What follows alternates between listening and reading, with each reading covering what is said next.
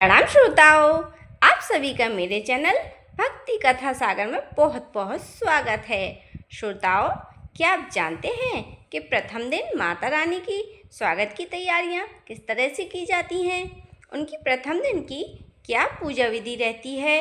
पूजा में क्या क्या सामग्री लगती है? माता की प्रतिष्ठा किस तरह से की जाती है?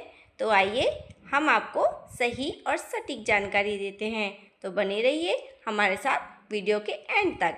भक्तों, आज हम नवरात्रि पूजा विधि के बारे में जानेंगे कि माता रानी की पूजा कैसे करनी है, प्रथम दिन पूजा किस तरह से करनी चाहिए, माता रानी व सभी की जैसे कलश, अखंड ज्योति, नवग्रह, जवारे आदि सभी की पूजा किस तरह चाहिए, उन्हें स्थापित कैसे करनी चाहिए आदि संपूर्ण जानकारी सरल शब्दों में जानेंगे।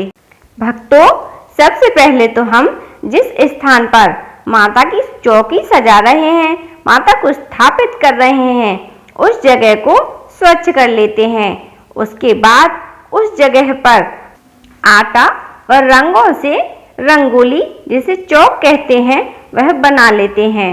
उसके ऊपर हम पटा या चौकी रखेंगे। उसके ऊपर लाल या पीले रंग का वस्त्र बिछाकर उस पर बीच में चावल का आसन लगाकर माता रानी की मूर्ति स्थापित करेंगे।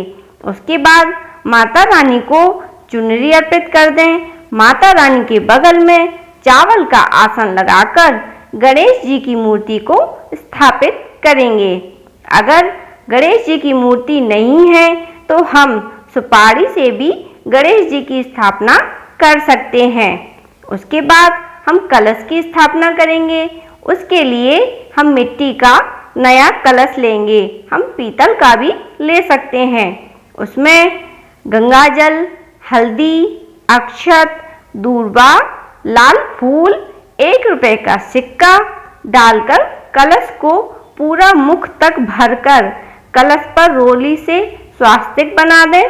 कलश के मुख पर कलावा बांधकर आम के 5 पत्ते लगा दें और उसके ऊपर मिट्टी की प्लेट में अक्षत भर के रखें।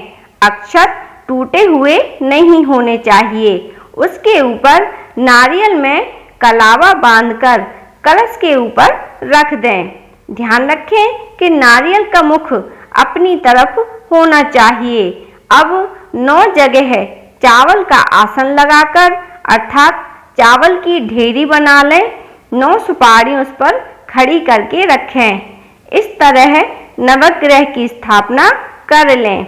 अब जवारे बोने के लिए एक मिट्टी का नया कुंडा ले लें। उसमें रोली हल्दी से टीका लगा दें और उसमें शुद्ध मिट्टी भर दें।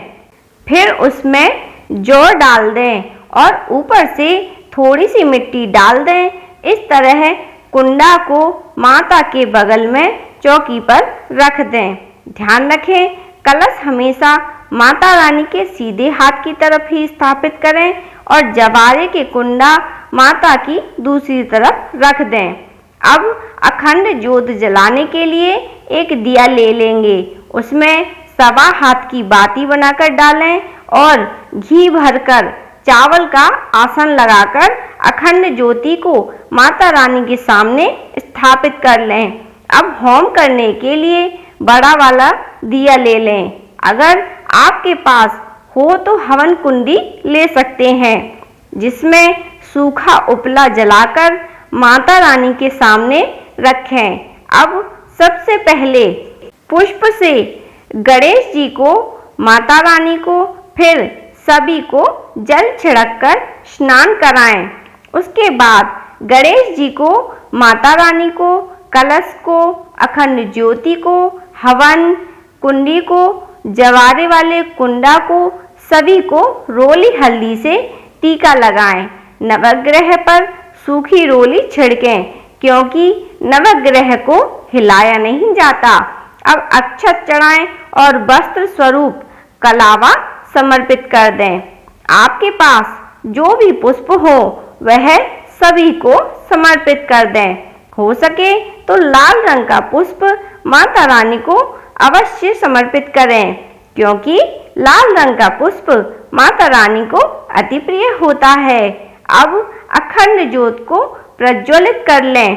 एक छोटा दीपक घी का आरती करने के लिए जला लें और धूप बत्ती जलाकर रख लें। माता रानी को भोग लगाने के लिए आप बतासे जरूर समर्पित करें, ऋतुफल समर्पित करें और 1 लोटा जल समर्पित करें। उसके बाद दक्षिणा समर्पित करें।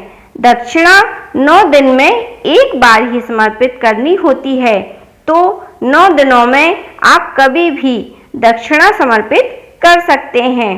अब माता रानी को श्रृंगार अर्पित करें। जिसकी जितनी इच्छा हो, जितनी श्रद्धा हो, उतना श्रृंगार आप माता रानी को समर्पित कर सकते हैं। अब घी से होम करें। जो भी भोग माता रानी को समर्पित किया है वह होम में थोड़ा थोड़ा डालें, कपूर डालें और लौंग के 2 जोड़े होम में समर्पित करें। लौंग चढ़ाते समय ध्यान रखना कि लौंग टूटी हुई नहीं होनी चाहिए। लौंग हमेशा फूल के साथ ही होनी चाहिए और माता रानी को पान, सुपारी, लौंग, इलायची अवश्य समर्पित करें। अब हाथ में जल लेकर 2 बार होम के चारों तरफ घुमाएं। इस तरह से आपका होम पूर्ण होता है। फिर बड़ी श्रद्धा के साथ माता रानी की आरती करें और उसके बाद माता रानी से मंगल कामना की प्रार्थना करें। माता रानी के सामने शीश झुकाएं, उन्हें साष्टांग प्रणाम करें।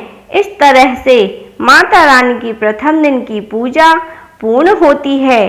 भक्तों, आप शाम के समय आरती करने के लिए माता रानी के सामने दीपक जलाएं, माता रानी को भोग लगाएं, आरती करें। होम सिर्फ आप सुबह के समय ही करें। अगर आप दुर्गा सप्तशती का पाठ करना चाहते हैं तो आप वह पाठ सुबह पूजा के समय कर सकते हैं। इस तरह माता रानी की प्रथम दिन की पूजा पूर्ण होती है। बोलो महामाया भगवती की जय। भक्तों, अगर आपको मेरी वीडियो पसंद आई हो तो कृपया करके मेरे चैनल को सब्सक्राइब कर लें। वीडियो को लाइक और शेयर जरूर से कर दें। वीडियो देखने के लिए बहुत बहुत धन्यवाद।